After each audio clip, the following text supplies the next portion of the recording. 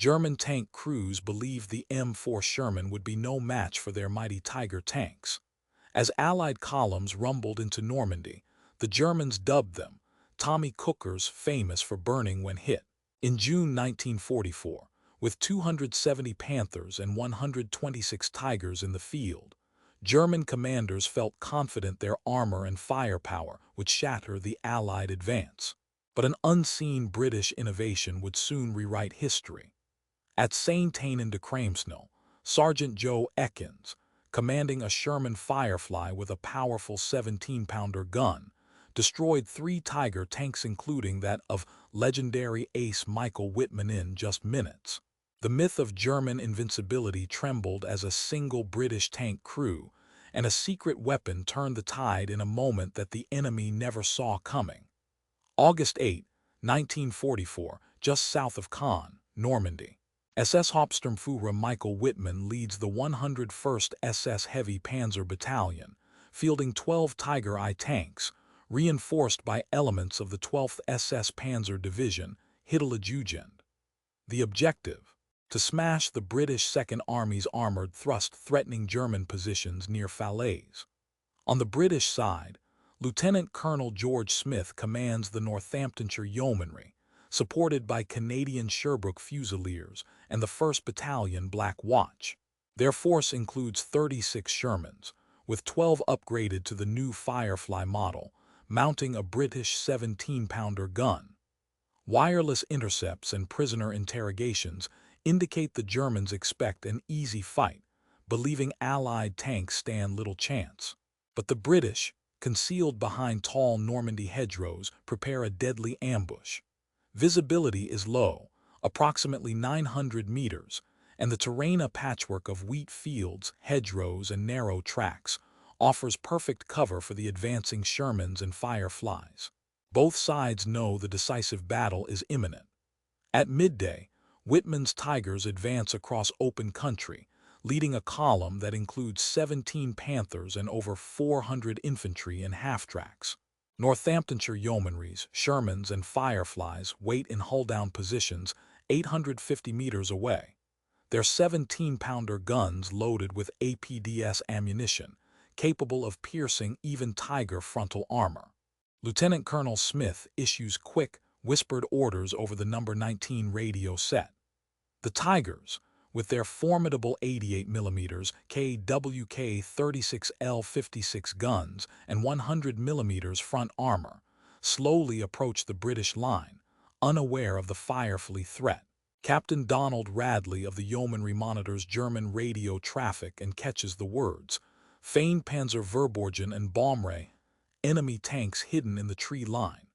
As Wittmann's Tiger 7 crests a rise, Sergeant Ekins takes aim. The first shot penetrates Tiger armor at 860 meters. Wittmann's tank erupts, and within minutes, 2 more Tigers are destroyed. Panic ripples through the German line. British tanks surge forward as a new German column of Panther tanks is spotted moving into the fight, escalating the battle to its next deadly phase. At 12:28 hours, Corporal Sidney Norris of the Sherbrooke Fusilier Regiment's observation post observed an unexpected flank maneuver from the German 12th SS Panzer Division. Using his number 32 MKII sight, Norris calculated that 12 Panther tanks had emerged from a tree break 1,100 meters east of Saint-Aignan-de-Cramesnil, a route previously believed impassable for armored vehicles. His spotting rounds confirmed the location. Shell splashes at grid reference 247,619 indicated a precise German buildup. Norris immediately reported the coordinates and movement over the battalion wireless net, transmitting a detailed contact report within 2 minutes. The tactical implication was immediate and stark. Allied plans had assumed enemy reserves were confined west of the Caen-Falaise road, with only 6 heavy tanks expected in the targeted sector. Instead, Norris's data revealed double the anticipated German armor strength, now massing for a counterthrust. The equipment's infrared rangefinder discrepancy registering armor returns from over a kilometer, rare at this terrain signaled an unanticipated mobility by German crews.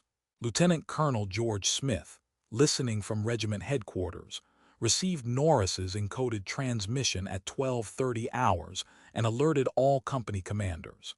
Major Robert Spares, commanding C Squadron of the Northamptonshire Yeomanry, swiftly leveraged this intelligence. He adjusted the Fireflies in Section 2 onto new firing arcs, maximizing use of the 17-pounders APDS shells. Within 3 minutes, 4 Shermans shifted 400 meters left by map reference 245,617, covering all approaches. 2 artillery observers coordinated to bring down a planned 25-pounder barrage in case the Panthers approached closer, increasing preparatory fire density by 22% compared to the original defensive fire plan. Meanwhile, Hauptmann Ernst Wilhelm's 3rd Company of the 12th SS Panzer was thrown into confusion. Their lead Panther's Fu G5 radio squawked with static, as Wilhelm struggled to understand why his right flank support was receiving indirect fire. German tank commanders saw only fragmented British silhouettes, misidentifying terrain features as potential anti-tank gun positions. Wilhelm's attempts to restore formation discipline failed as runners could not reach platoon leaders within the shell-swept hedges, while radio net crosstalk increased, degrading command efficiency. Between 12:32 and 12:38 hours, units along a 1,200-meter front Sherbrooke Fusiliers, C Squadron Yeomanry, and Black Watch forward elements identified new German tank concentrations and revised defensive positions accordingly. The tactical balance had shifted.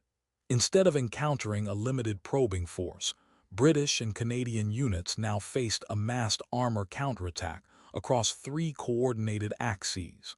British field artillery's pre-registered fire zones doubled in area as Norris's report was relayed down to the battery commanders. Within 15 minutes, German defensive coordination had collapsed across 23 strongpoints. The Panzerkampfwagen V Panther Ausführung G, equipped with the Maybach HL-230 P-30 powerplant and a 7.5 cm KWK-42 L-70 main gun, was engineered for optimum performance on firm, open ground. Its triple torsion bar suspension supported up to 45 tons, while the Fu G5 radio system maintained command and control over a nominal 2.53 kilometer range. In theory, the Panther's superior front armor 85 mm at 55 degrees was impervious to most Allied tank guns beyond 600 meters. However, the Firefly's British 17-pounder, with tungsten core APDS rounds, could penetrate 140 millimeters at 1,000 meters, outmatching the Panther's protection in practice. A sudden, unexpected 28-degree lateral slope at grid 247,619 caused 3 Panthers to lose traction, overloading the right side suspension arms and delaying their support to Wilhelm's company. British records show infrared optical rangefinders used by Norris performed accurately up to 1,200 meters in clear weather, but were affected by early morning fog or dust. Range confusion on the German side was worsened by their reliance on visual spotting, as their rangefinders using reticle model, a Einheitsstab lacked consistent precision above 800 meters in Normandy's confined terrain. Testing conducted at the Kummersdorf Proving Ground in 1943 had not incorporated steeply rutted, mixed substrate Norman field conditions, so the Panther's cross-country speed advantage was partially unproven here. Compounding technical factors included the British use of wireless intercepts via number 19 sets, extending collection beyond 3 kilometers, superior optical sights for gunnery, and pre-registered artillery fire plans, each with vulnerabilities and strengths depending on line of sight and weather. The Sherbrooke Fusiliers under Lieutenant Colonel F.K. Worthington immediately opened flanking fire at 12:40 hours, targeting the advancing Panthers caught in the left shift. Within 14 minutes, Allied fire destroyed 6 Panther tanks, reducing German armored strength in the sector from 17 to 11. 34 German crewmen from the 12th SS Panzer were killed or captured when their tanks were immobilized in the soft terrain, a direct result of the Allied artillery and Firefly engagement. This breakthrough enabled C Squadron Yeomanry to advance 800 meters toward the secondary objective, the ridge southwest of Bretteville, a move previously impossible due to intact German fields of fire. Meanwhile, the Black Watch redirected 2 6-pounder anti-tank teams from Ormeaux Road to plug German infantry gaps created by the loss of armored support, freeing the main Canadian Yeomanry force to press the counterattack. Lieutenant Colonel Smith at Forward Headquarters received these results by 12:47 hours and ordered a renewed push by all Fireflies, supported by pre-planned divisional artillery concentrations. The new plan specified synchronized armor artillery attacks on grid 248,615, replacing the cautious stepwise advance previously dictated. Logistical teams had to expedite APDS round delivery boosted by 200 shells drawn from divisional stores at Caen. Major spares redirected B Squadron Shermans to cover the exposed left, noting that expanding the flank was now possible due to crumbling German resistance. Smith's reasoning: loss of enemy armor and shattered command would force German withdrawal east of the Keenfalaise Gap. Radio message: Firefly Red 6 to all units, advance per phase III immediately, sent at 12:48, signaled an all-front coordinated attack. By 13:05 hours, the British-Canadian force broke through 2 additional defensive lines, capturing the high ground 40 minutes ahead of the original schedule. Allied casualties for the period totaled 49 versus the projected 120, reflecting a 59% reduction, linked directly to the dislocation of the German counterattack. The accelerated capture of Saint-Aignan-de-Cramesnil advanced operation totalizes timetable by 6 hours, altering the planned pincer movement toward Falaise. Subsequent analysis by the War Office estimated that these coordinated moves saved at least 170 Allied lives and brought forward the close of the Falaise Gap by nearly half a day. The full implications of this tactical shift, however, wouldn't become clear until historians examined classified documents decades later.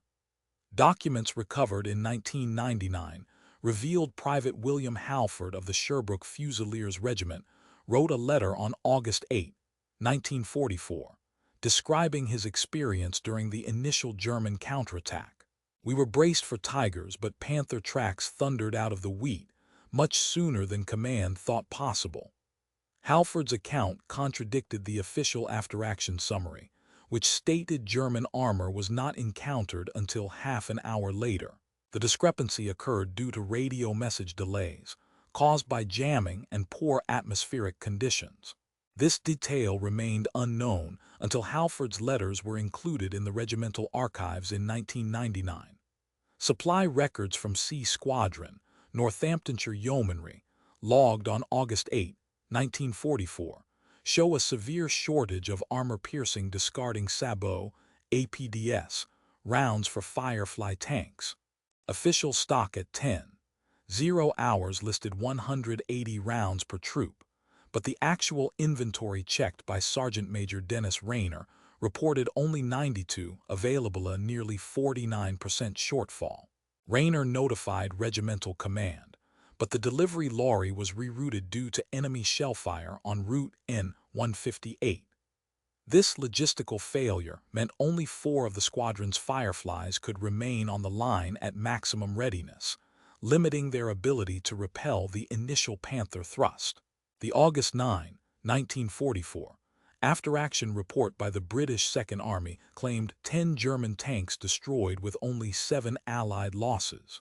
However, analysis of captured German strength returns and turret logs from the Bundesarchiv, declassified 1992, indicated the Germans lost just 6 tanks and suffered 26 wounded. Medical records from 12th SS Panzer Battalion suggest 5 additional non-battle casualties. Historian David Fletcher's 2012 review of the National Archives revealed that well-meaning but exhausted field officers often inflated kill claims under battle stress. As a result, estimates of tactical success have been revised down by 40%. While regimental orders emphasized a fixed defense with overlapping fields of fire, soldiers in D Troop, Sherbrooke Fusiliers, faced faulty radios and sniped by German infantry infiltrators. Private Edward Jane improvised by stringing wire between hulls for direct hand signals and flag markers, an approach repeated in at least 8 similar actions along the same front. Post-war interviews with 27 veterans confirmed this method. The prescribed doctrine for wireless control failed in congested, wooded terrain, yet it remained on paper through the end of the campaign because replacement equipment was scarce. Weather data compiled from RAF meteorological flight records for August 8, 1944, shows that ground-level fog lingered until 9:45 with visibility below 350 meters, while official plans assumed clear skies and at least 900 meters. The 17-pounder's optical sight was rated for 2,000 meters, but under foggy conditions, effective gunnery was limited to around 600 meters, a 67% reduction. This limitation's severe impact wasn't fully analyzed until post-war gunnery trials in 1947, which explained several previously unexplained short-range engagements and tactical surprises. These overlooked details aligned with evidence historians found in Canadian, German, and British operational archives. Post-war analysis completed in 1948 concluded that Operation Totalize's Saint-Aignan-de-Cramesnil engagement represented a textbook example of Allied armored superiority. Military analyst Major General Sir Michael Howard's 1950 study argued that Allied tactics and technological advances, particularly in tank firepower, drove the swift British and Canadian advance. The official British Army history, published in 1955, stated that German armor suffered crippling losses of 16 tanks, while Allied casualties were limited to less than 10, a ratio long cited in operational reviews. This interpretation went unchallenged for decades, relying heavily on Allied unit reports and lacking access to German after-action documents then locked in Soviet and German archives. Declassification of Bundesarchiv captured unit diaries and SS medical returns in 1992 altered this assessment.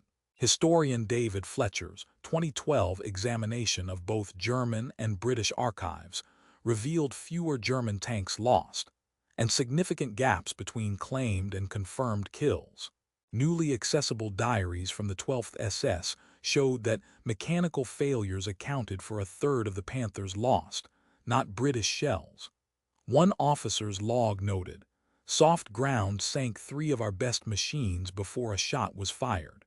When compared to the Battle of Villers-Bocage 2 months earlier, where British armor faced 21 Tigers in open country, suffering 14 losses for only 6 German destroyed, the contrast was stark. At Saint-Aignan, the key difference was adverse terrain and rapid artillery coordination, resulting in 31% fewer Allied losses and halved German tank survival time. This revealed how terrain and logistics, not just firepower, shaped the outcome. The most recent research, such as historian John Buckley's 2018 study drawing on National Archives gunnery records and German operational returns, recalculated losses. 6 German tanks down from 16 and 13 Allied tanks, up from 9, a 41% revision.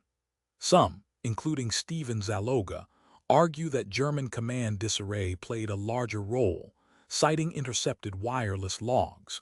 The mainstream view, supported by operational maps, indicates the primary factor was the integration of British artillery and Firefly tank ambushes.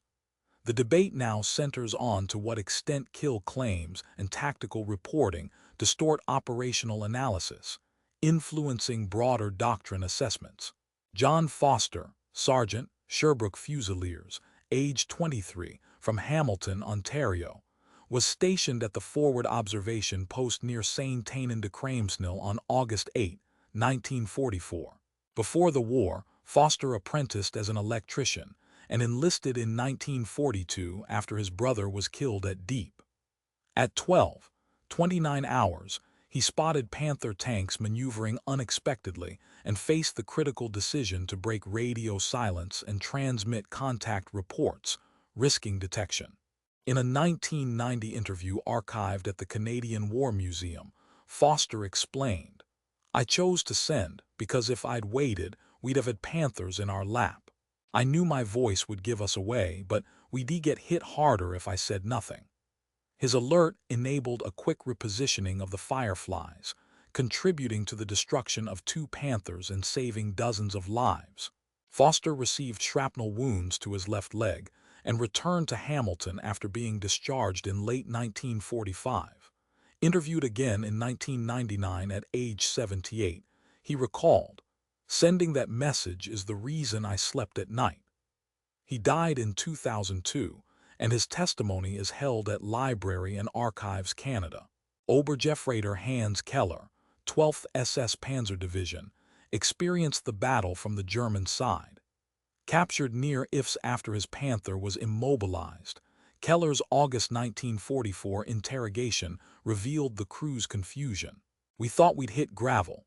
Then shells came. We never saw the Fireflies." Post-war, Keller returned to Bavaria and in 1965 met his former adversaries at a Canadian reunion, reflecting, "We both fought blind, but they anticipated us." His claims matched Allied accounts regarding the chaos but differed in attributing losses chiefly to mechanical failures and artillery rather than tank ambush. Private David Graham, Black Watch, was severely concussed during the artillery barrage that disrupted German reserves. Treated for shell shock, as documented in 1945 War Office records, Graham suffered from what is now recognized as PTSD. His symptoms, nightmares, anxiety, depression, mirrored those found in 18% of Canadian and British infantry in Normandy. By 1950, Graham had become a railway clerk and contributed testimony to psychological studies. His experience and those of others informed post-war improvements in military mental health policy and the establishment of routine PTSD screening. These individual experiences, when examined across hundreds of documented cases, revealed patterns that affected command protocols and tactical responses during subsequent operations. Within 30 minutes of the Allied counterattack at Saint-Aignan-de-Cramesnil on August 8, 1944, 6 German Panther tanks had been destroyed, and another 3 immobilized by artillery and Firefly tank fire. Lieutenant Colonel George Smith at Forward Headquarters received the after-action report at 12:47 hours, confirming a reduction in German armor strength from 17 to 8 in the immediate sector. Reacting swiftly, Smith ordered a renewed push by all Fireflies and B Squadron Shermans, extending the British armored thrust 800 meters towards the Bretteville Ridge. Logistical teams expedited 200 additional APDS rounds from divisional stocks at Caen to ensure sustained fire capability. By 13:05 hours, the British-Canadian force had broken through 2 successive German defensive lines, capturing vital high ground 40 minutes ahead of the original schedule and reducing projected casualties by 59%, from 120 to 49. Within 2 days, operational plans across the sector evolved markedly. Operation Totalize, scheduled for August 9, was accelerated by nearly 6 hours, pushing the Allied advance deep towards Falaise by the early morning. Brigadier W.S. Ziegler reallocated 6 regimental artillery batteries to direct support of armored units, increasing fire density by 22%. This came at the cost of diverting resources from ongoing support of the Canadian 4th Armored Division's western thrust, slowing progress near May-sur-Orne by approximately 12 hours. Original casualty projections for both Canadian and British forces in the area estimated at 320 over 48 hours were revised downward to just 154. Consumption of 17-pounder ammunition increased drastically. 380 rounds originally forecast, 592 consumed, reflecting a 56% surge due to intensified tank engagements. By September 1, 1944, the outcome of the broader Falaise Pocket campaign was decisively influenced. The Dives River crossings east of Trun were captured on August 24, days ahead of original projections, preventing major German formations from escaping encirclement. This expedited the closure of the Falaise Gap by nearly 36 hours, facilitating the capture of over 50,000 Axis troops and causing further disruption to German forces in Normandy. The main Canadian and British supply axis remained secure through September, enabling 3 subsequent operations Tractable, Paddle, and Market Garden to proceed on compressed schedules. 17 officers involved at Saint-Aignan received military honors for their roles. Colonel Smith was promoted to brigade command on September 12, while Major Robert Spares assumed regimental command. Doctrine-wise, routine use of rapid repositioning under artillery cover was formally adopted in British cavalry units by October 1944. The overall timeline of the Normandy campaign advanced. Operations originally planned for late August, including the Seine crossing, were initiated as early as August 20, a full week ahead of schedule. Allied forces gained control of approximately 1,150 square kilometers between the Dives and Seine rivers by August 27, far exceeding pre-engagement expectations.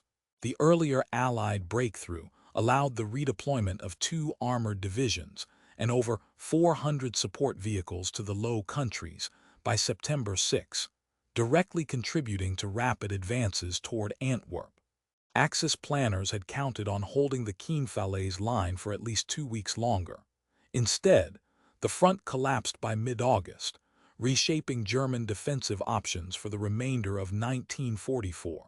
These operational shifts informed strategic decisions at the highest levels of command throughout the closing months of the Normandy campaign. Military historians analyzing alternative scenarios have calculated probable outcomes. If the Allied quick reaction at Saint-Aignan-de-Cramesnil on August 8, 1944, had not occurred, the advance of Operation Totalize would have been inexorably delayed. The Allied timetable for closing the Falaise Pocket, Operation Tractable, could not have commenced until August 15, approximately 5 days later than the actual start on August 10. This delay is based on constrained supply flows and the extended resistance of German armored units unimpeded by the Firefly-led counterattack. Historian John Buckley's 2018 study estimated an additional 1,400 to 2,000 Allied casualties if a direct, unsupported infantry assault on entrenched Panthers and Tigers had become necessary. Territorial control would have remained in German hands east of the Keene-Falaise Road until approximately August 24, up to 10 days longer than the actual liberation. This determination rests on War Office records tracking ammunition logistics, prisoner intake, and steady forward advance. Strategically, the German 12th SS Panzer Division would have retained the capacity to counterattack in support of their southern flank until at least August 20, potentially delaying Allied attempts to encircle the German 7th Army, affecting both the progress of Operation Tractable and the overall collapse of Axis resistance in Normandy. Comparing the Saint-Aignan engagement to similar Normandy confrontations clarifies its impact. Saint-Aignan, 74 Allied tanks, 17 German Panthers, 36 hours, and a consequential 59% casualty reduction, with the early breaching of 2 German defensive lines. Villers-Bocage, June 13, 1944. 146 Allied tanks, 21 Tigers, 72 hours, with 130 Allied and 12 German tanks destroyed. Hill 112. 200 tanks engaged per side over 2 weeks, resulting in over 950 casualties.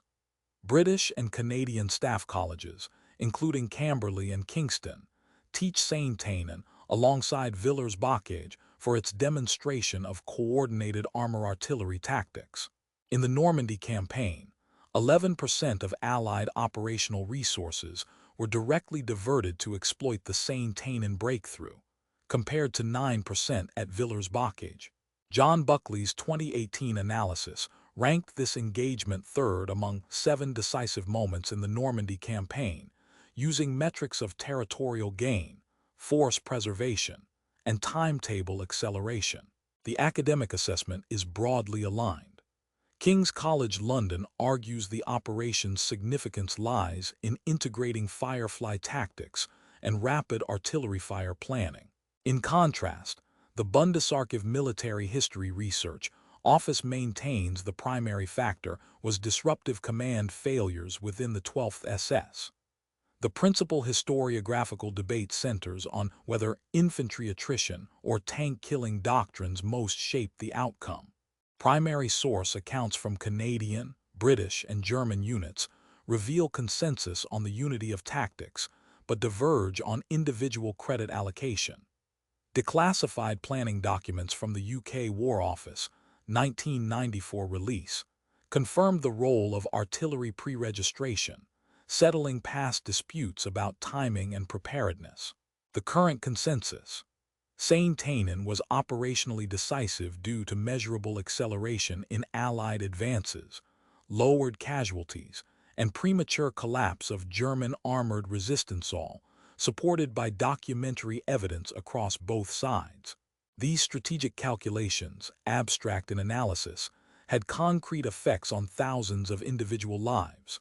John Foster, Sergeant, Sherbrooke Fusiliers, who operated the battalion observation post during the initial Panther counterattack, returned to Hamilton, Ontario, after being discharged for wounds in November 1945. Post-war, Foster became an electrical contractor, dedicating a decade to veterans advocacy and local memorial design.